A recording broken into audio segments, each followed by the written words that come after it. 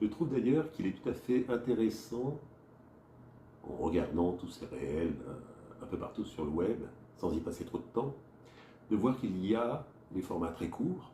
mais il y a aussi des formats de podcast longs. Et d'un côté, il y a une segmentation vers de l'information, du signal très rapide qui permet d'être en permanence au courant de ce qui se passe, d'être dans un état de veille, et puis les podcasts qui permettent de s'imprégner vraiment de quelque chose de nouveau,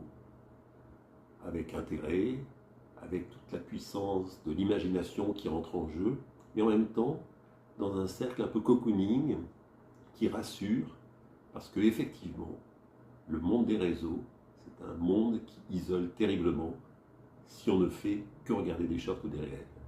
Donc l'alliance des deux, et puis la vie, qui est ailleurs que dans les écrans, ça peut apporter beaucoup. Mais ce n'est pas néfaste en soi-même. C'est une nouveauté dans le mode d'apprentissage et de fonctionnement. Il faut l'admettre, il faut s'y adapter, et en s'y adaptant, en comprenant, on peut continuer